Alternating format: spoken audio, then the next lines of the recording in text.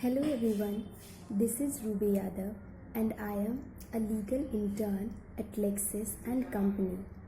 I am pursuing my LLB from Miri Professional and Law Institute, MDU Rohtak. I am glad to get this opportunity to introduce myself and tell you something about my topic.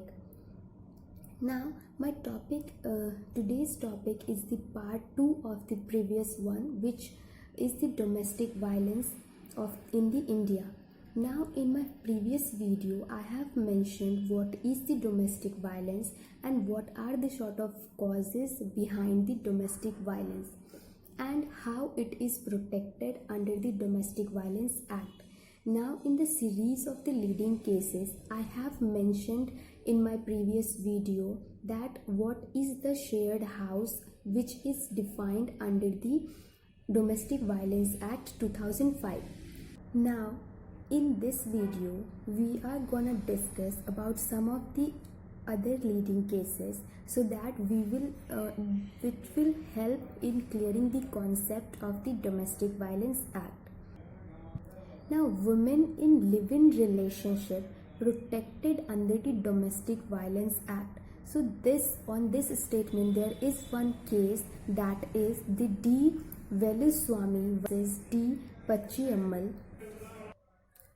In this case, a wider meaning of aggrieved person under the Section 2A of the Domestic Violence Act was conferred by the Supreme Court, wherein the court enumerated 5 ingredients of a live-in relationship, which are that first one is the both of the parties must behave as an husband and a wife and are recognized as husband and wife in front of the society. And the second point was that they must be of a valid legal age of marriage. Third, they should qualify to enter into marriage. Example like none of the parties should have a spouse living at the time of the entering into the relationship. They must have voluntarily cohabited for a significant period of time and they must have lived together in a shared house. In this case, the Supreme Court also observed that not all the live-in relationship will amount to a relationship in a nature of marriage. To get the benefit of Domestic Violence Act, to get such benefit, the conditions mentioned above in the cases shall be fulfilled, and this has to be proved by evidence also. In the case of Vimlaben Ajit Patel versus Vatsalben Patel and others, the court held that when it comes to maintenance of a wife under the Domestic Violence Act, it will be read with a Hindu Adoption and Maintenance Act 1956. Now, it is the personal obligation of the husband to maintain his wife. Property of mother-in-law can neither be subject matter of attachment nor during the lifetime of husband can his personal liability to maintain his wife be directed to be enforced against such property. Now there is another leading case which clear the concept of maintenance of mother under the Domestic Violence Act.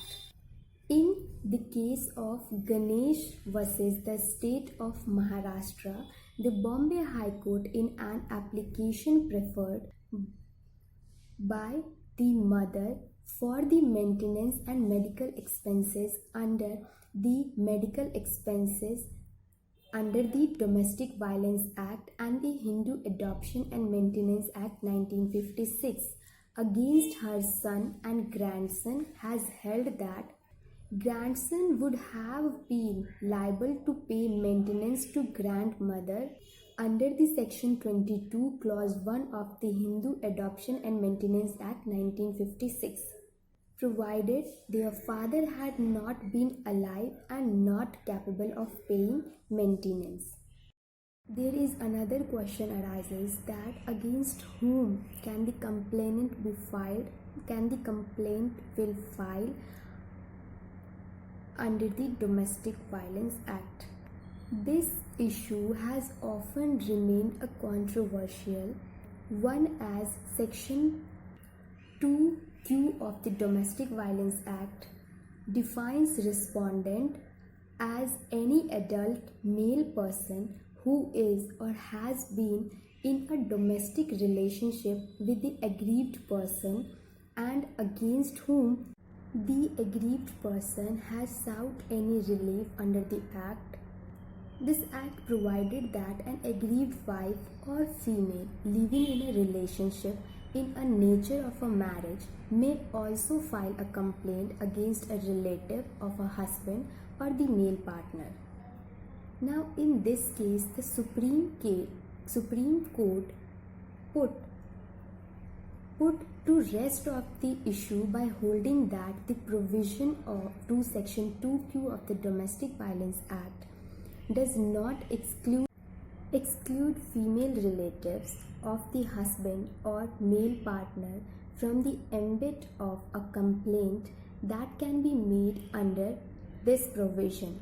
So therefore, complaints are not just maintainable against the adult male person but also the female relative of such adult male.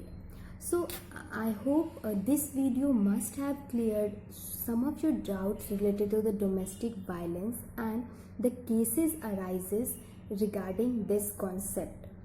This is all about my today's topic, and that's it for the day. Thank you so much, all of you.